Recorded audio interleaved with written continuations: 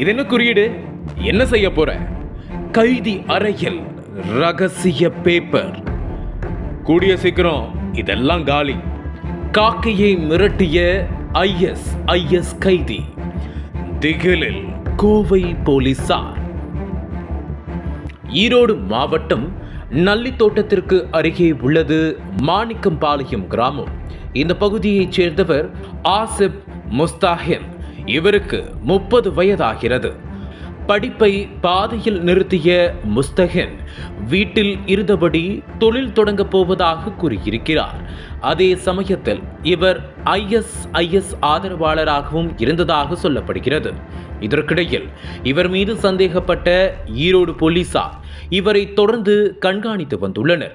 இந்த கண்காணிப்பில் இவரின் நடவடிக்கைகள் அனைத்தும் அதை உறுதிப்படுத்தியதால் ஈரோடு போலீசார் முஸ்தகினை UAPA சட்டத்தில் கைது செய்து கோவை மத்திய சிறையில் அடைத்திருந்தனர். இவர் சிறைச்சாலையில் அமைதியாகவும் மரியாதையாகவும் நடந்து கொள்கிறார் என தகவல் வெளிவந்து கொண்டிருந்தது. இந்த நிலையில் முஸ்தகின் சிறையில் இருந்து விரைவில் வெளிவந்து விடுவார் என சொல்லப்பட்டு வந்தது. இதற்கிடையில் கடந்த நவம்பர் 27ஆம் தேதி கோவை மத்திய சிறையில் உள்ள கைதிகளையும் அவர்களின் அறைகளையும் சோதனையிட்டுள்ளனர். அப்போது பல கைதிகளிடமிருந்து சிறைச்சாலைக்குள் தடை செய்யப்பட்ட பொருட்கள் சில இருந்துள்ளது. உடனடியாக அந்த பொருட்களை பறிமுதல் செய்த போலீசார் கைதிகளுக்கு அதற்கேற்ற தண்டனையும் வழங்கியுள்ளனர். இவ்வாறு சிறைச்சாலை போலீசார் தீவிர சோதனையில் ஈடுபட்டிருந்த போது ஆசிப் முஸ்தகினின் அறைக்கு சென்றுள்ளனர். அப்போது அந்த அறையில் எந்த ஒரு போதைப் பொருட்களோ அல்லது வேறு ஏதேனும் மர்ம பொருட்களோ எதுவுமே இல்லை.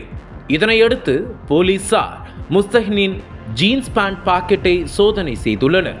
அதில் ஒரு காகிதத்தில் ஏதோ ஒரு கொடி போன்று வரைந்து வைத்திருந்தது தெரிய வந்துள்ளது.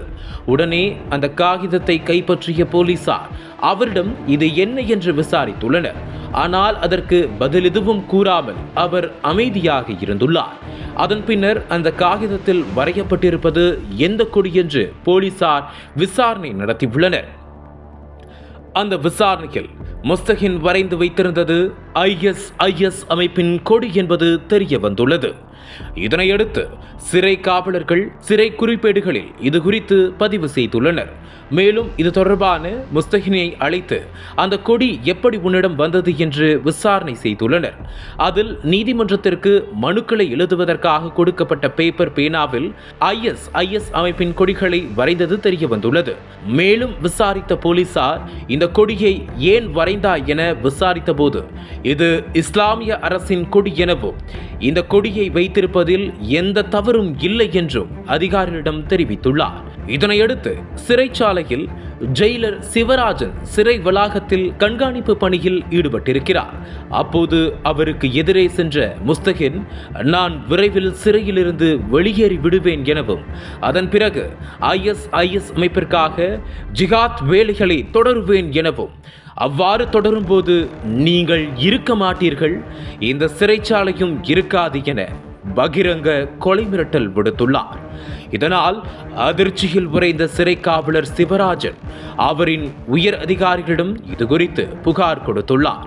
புகாரின் பேரில் ஐஎஸ் ஆதரவாளர் ஆசிப் முஸ்தகின் மீது மீண்டும் UPA சட்டத்தின்படி கொலை மிரட்டல், அரசு ஊழியரை பணி செய்ய விடாமல் தடுத்தல் உள்ளிட்ட 3 பிரிவுகளின் கீழ் ரேஸ்கோஸ் போலீசார் வழக்கு பதிவு செய்துள்ளனர்.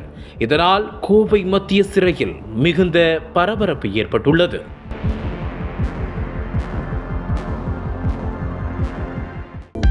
அனல் பறக்கும் செய்திகளை அப்டேட் செய்து கொள்ள நக்கீரன் களத்தை இப்பவே சப்ஸ்கிரைப் பண்ணுங்க.